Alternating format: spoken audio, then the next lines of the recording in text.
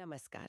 आज हम इतिहास के ऐसे पन्ने को पलट रहे हैं जिसने भारत की आज़ादी की लड़ाई की आप कह सकती हैं दिशा ही बदल दी। हमारे पास जलियांवाला बाग नरसंहार और स्वतंत्रता की चिंगारी से जुड़े कुछ दस्तावेज हैं, कुछ लेख हैं और हमारी कोशिश रहेगी कि इनके ज़रिए उस दर्दनाक दिन को और उसके आगे पीछे के माहौल की उन खास बातों को समझें जो शायद अक्सर नज़र नहीं आती हैं। तो चलिए थोड़ा पीछे चलते हैं। साल 1919 का भारत। पहला विश्व युद्ध बस खत्म ही हुआ था। लाखों भारतीय सैनिक अंग्रेजों के लिए लड़े थे। एक उम्मीद थी कि भाई वफादारी दिखाई है, बलिदान दिया है तो कुछ तो मिलेगा। शायद स्वशासन या कम से कम कुछ ज्यादा अधिकार। पर हुआ ठीक उल्टा। उम्मीदें टूट गईं और इनाम की जगह मिला एक और सख्त कानून, रॉलेट एक्ट। वो एक ऐसा दौर था जब आप कह सकते हैं हवा में ही असंतोष था और अंग्रेजी राज का शिकंजा कसता ही जा रहा था। बिल्कुल, और ये समझना जरूरी है कि ये गुस्सा सिर्फ नेताओं में नहीं था, ये आम लोगों की जिंदगी पर असर डाल रहा था। वर्ल्ड वॉर के बाद महंगाई बहुत थी, चीजों की कमी थी, और ऐसे में जब ये रॉलेट एक्ट आया ना, तो वो जैसे आग में घी डालने जैसा था। वैसे इसका ऑफिशियल नाम तो था anarchical and revolutionary crimes act of 1919, पर लोग इसे काला कानून ही कहते थे। काला कानून, ये नाम ही काफी कुछ बता देता है। पर ऐसा क्या था इसमें कि पूरे देश में इतनी नाराजगी फैल गई? देखिए, इसमें दो बातें थीं जो इसे बहुत खतरनाक बनाती थी। पहली, कि सरकार किसी भी भारतीय को सिर्फ शक के आधार पे, बिना कोई सबूत या गवाह के, गिरफ्तार कर सकती थी। और दूसरी, जो सबसे ज्यादा डराने वाली बात थी, कि ऐसे आदमी को बिना मुकदमा चलाए पता नहीं कब तक के लिए जेल में बंद रखा जा सकता था। न कोई वकील, न दलील, न अपील। ये तो जो इंसाफ के बुनियादी उसूल होते हैं ना, जैसे हैबियस कॉर्पस, बंदी प्रत्यक्षीकरण, उसको बिल्कुल खत्म करने वाली बात थी।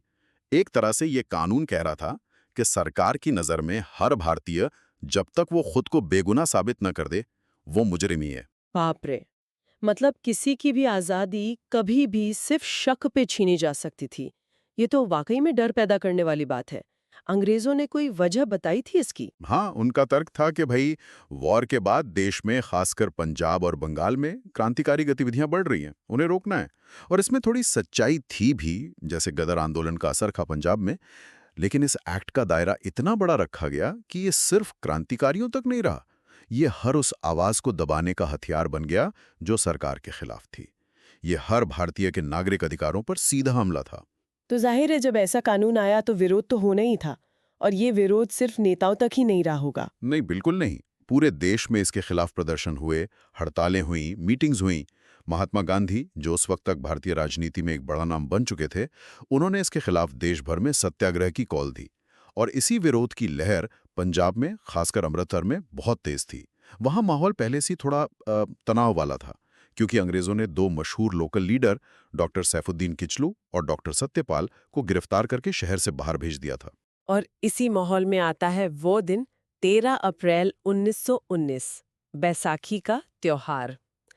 अमृतसर का जलियांवाला बाग। क्या हुआ था उस दिन वहां? 13 अप्रैल, बैसाखी, पंजाब के लिए तो बहुत बड़ा त्योहार है। लोग दूर दूर से आते हैं, अमृतसर स्वर्ण मंदिर में मत्था टेकते हैं, मेले में घूमते हैं। और जलियांवाला बाग जो स्वर्ण मंदिर के पास ही है, एक खुली जगह थी। हाँ, चारों तरफ से इमारतों और दीवारों से क्या घिरी हुई। उस दिन वहां हजारों लोग जमा थे? अब इनमें बहुत से लोग तो बस बैसाखी मनाने आए परिवार थे, औरतें, बच्चे, बूढ़े। और साथ ही काफी लोग वो भी थे जो रॉलेट एक्ट और अपने नेताओं की गिरफ्तारी के विरोध में एक शांतिपूर्ण सभा करने के लिए इकट्ठा हुए थे। हाँ, यहाँ ये समझना बहुत जरूरी है कि उस वक्त अमृतसर में टेंशन तो थी, पर बाग के अंदर का माहौल बिल्कुल शांत था, अहिंसक। लोग बैठे थे, कुछ लोग भाषण दे रहे थे, पर किसी तरह की गड़बड़ या हिंसा का कोई निशान नहीं था।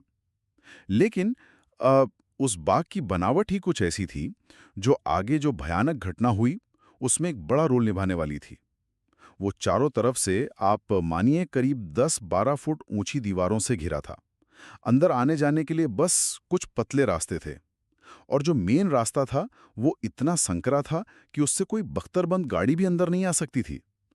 एक तरह से वो एक बंद घेरा था। एक बंद घेरा जिसमें हजारों निहत्थे लोग, औरतें, बच्चे भी शांति से बैठे थे। और फिर वहां ब्रिगेडियर जनरल रेजिनाल्ड डायर पहुंचता है। हाँ, ब्रिगेडियर जनरल डायर, जिससे शहर में लॉ एंड ऑर्डर बनाए रखने की जिम्मेदारी दी गई थी। वो दोपहर बाद करीब 4:30-5 बजे 90 सैनिकों के साथ बाग के मेन गेट पर पहुंचा।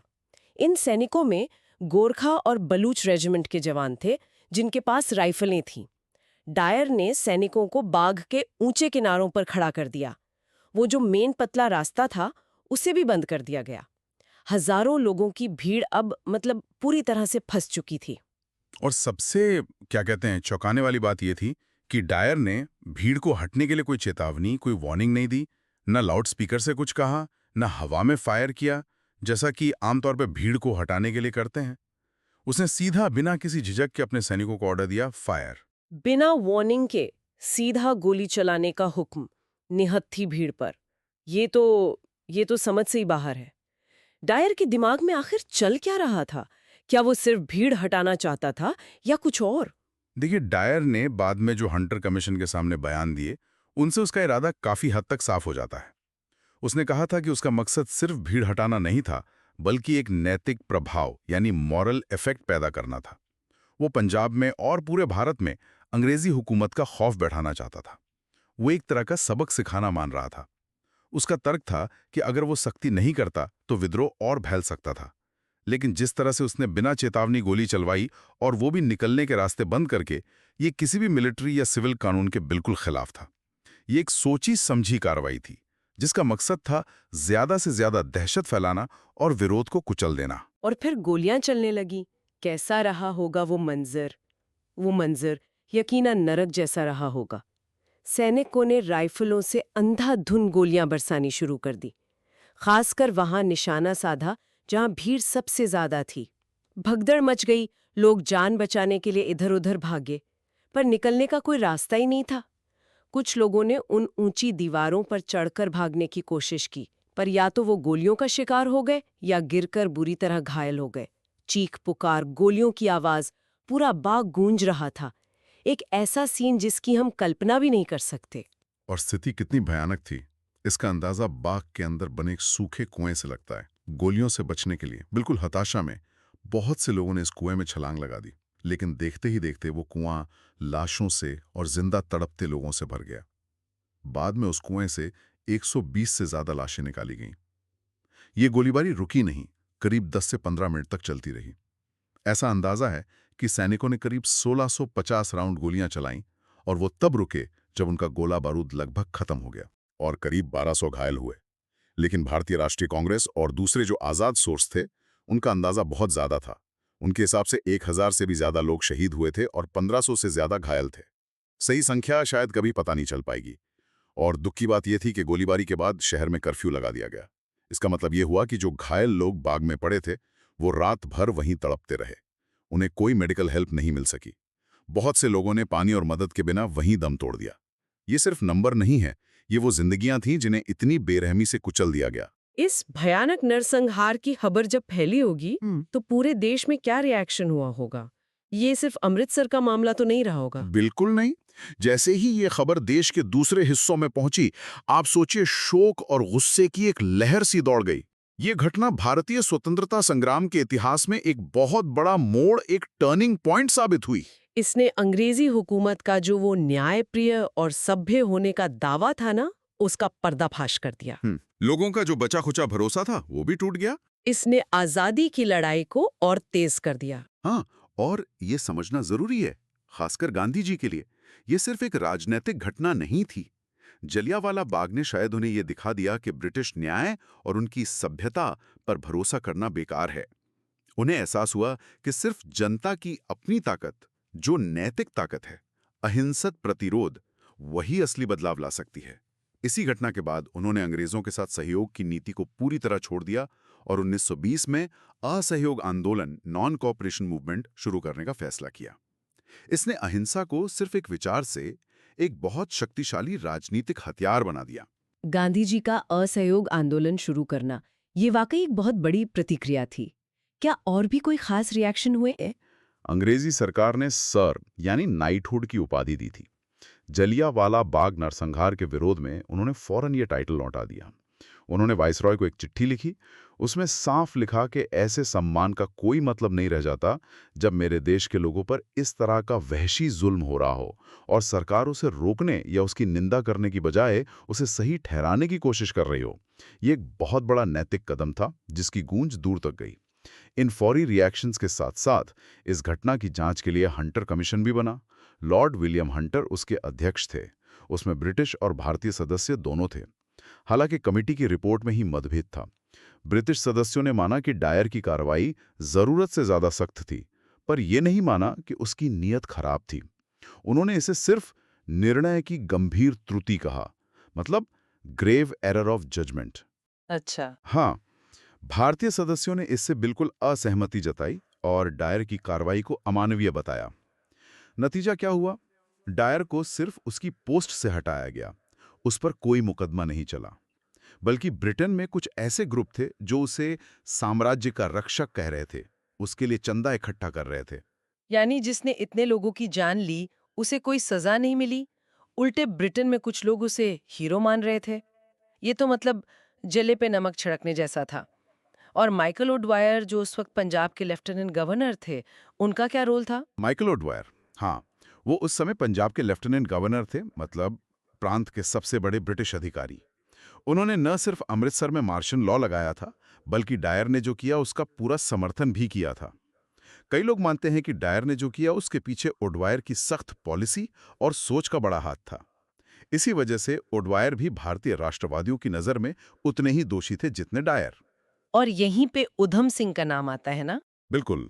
इस नरसंहार का एक बहुत लंबा चलने वाला और गहरा असर हुआ। इसने लोगों के मन में गहरे जख्म छोड़े और बदले की भावना भी पैदा की। सरदार उधम सिंह, जिनके बारे में कहा जाता है कि वो उस दिन जलियांवाला बाग में मौजूद थे और घायल भी हुए थे, वो इस घटना को कभी भूल नहीं पाए। उन्होंने बदला लेने की कसम खाई और फिर 21 साल बाद 1940 में उन्होंने लंदन के कैक्सटन हॉल में माइकल ओडवायर की गोली मारकर हत्या कर दी। 21 साल बाद? हाँ, 21 साल बाद। जनरल डायर की मौत तो 1927 में नेचुरल कारणों से हो चुकी थी। उधम सिंह को गिरफ्तार कर लिया गया और उन्हें फांसी दे दी गई। उनका ये कदम उस गहरे गुस्से और अपमान का प्रतीक था जो जलियांवाला बाग ने भारतीयों के मन में पैदा किया था। इसने आज़ादी के संकल्प को और भी मजबूत किया कि ऐसी हुकूमत से पूरी आज़ादी लेनी ही होगी। आज इतने सालों बाद जलियांवाला बाग किस रूप में हमारे सामने है? क्या है वहाँ?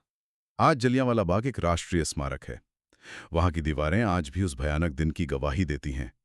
उन पर गोलियों के निशान साफ देखे जा सकते हैं जिन्हें वैसी सहेज कर रखा गया है। वो शहीदी कुआं भी मौजूद है जो उस दिन की बेबसी और क्रूरता का एक सिंबल बन गया है। बीच में एक ऊंची मीनार है, शहीदी मीनार, उन अनगिनत मासूम लोगों की याद में जिन्होंने उस दिन अपनी जान गंवाई थी। वहां एक अखंड ज्योति भी जलती रहती है उन शहीदों की याद में। ये एक ऐसी जगह है जहां जाकर आज भी रोंगटे खड़े हो जाते हैं। हाँ, और ये जगह सिर्फ ईंट पत्थर या निशान नहीं है, ये एक प्रतीक है बर्बरता के खिलाफ इंसानी हिम्मत का, आज़ादी के लिए चुकाई गई भारी कीमत का, हमारे इतिहास का एक ऐसा हिस्सा जिसे हम कभी भूल नहीं सकते। ये हमें लगातार याद दिलाता है कि हमें जो आज़ादी मिली है वो कितनी कुर्बानियों के बाद मिली है।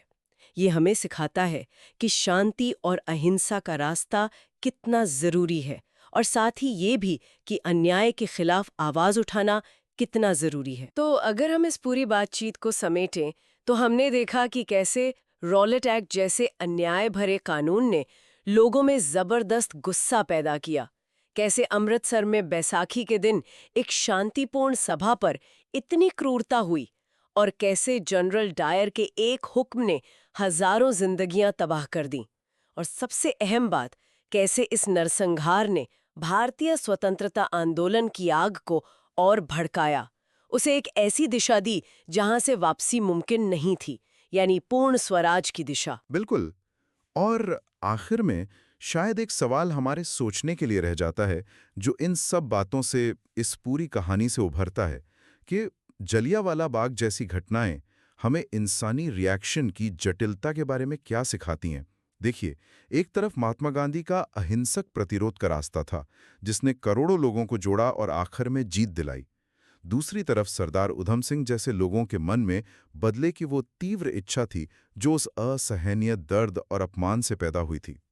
अन्याय के प्रति ये दो अलग-अलग रिएक्शन, एक सामूहिक अहिंसक लड़ाई, दूसरा व्यक्तिगत बदला, यह हमें इतिहास से सबक लेने और भविष्य में इंसाफ और बदलाव के लिए सही रास्ता चुनने के बारे में क्या सोचने पर मजबूर करते हैं। ये एक ऐसा सवाल है जिसका जवाब शायद हर पीढ़ी को अपने समय में, अपने हालात में खोजना होता है। इसी विचार के साथ आज की ये बातचीत यहीं समाप्त होती है।